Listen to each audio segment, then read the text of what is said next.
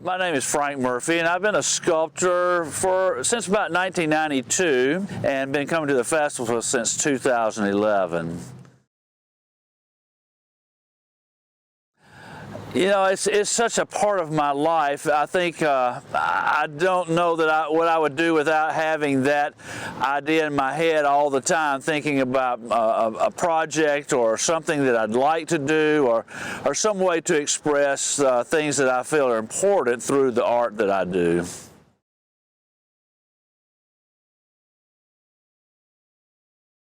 The piece I'm working on, when I found the piece of stone, I began to kind of look at what shape it had in it, and I saw this curve in the side of it, and I sort of imagined someone leaning over to embrace someone. So it's actually called the embrace, and it's two people embracing, one over the other and the one hugging the other, so they're sort of intertwined together.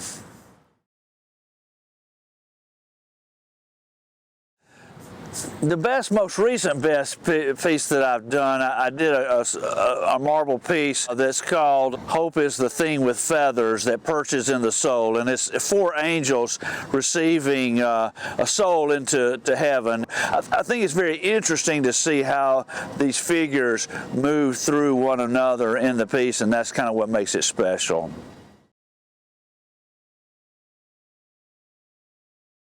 I do have a website. It's frankmurphyfineart.com, and it has most of the more recent things that I have on there. In fact, it probably has too much on there, but I can't decide what not to put on there. And I do let people know of the kind of work that I do through that website.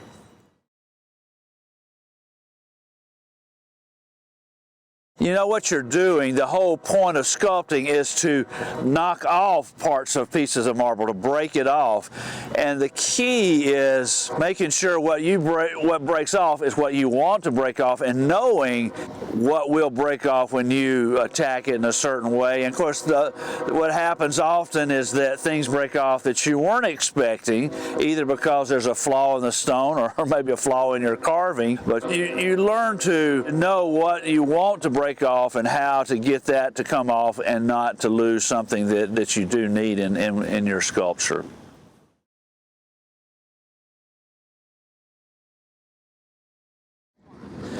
Well, a couple people come to mind when I think about that. One is Craig Brown, who of course is an artist who is here in Sylacauga, and we're similar in style. I think and we have a similar interest in figurative work. And so the other guy that I appreciate what he does is Glenn Dasher. His work in mine is not anything alike, but he always has a very pointed emphasis of what his work means, and very well thought out.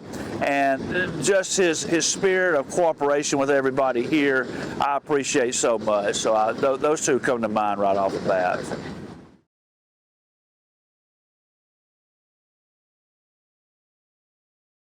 Well, most of my life I had to balance my artwork with my own professional work that I was doing as a minister. So making sure that I did what I needed to do in both of those fields has always been a challenge.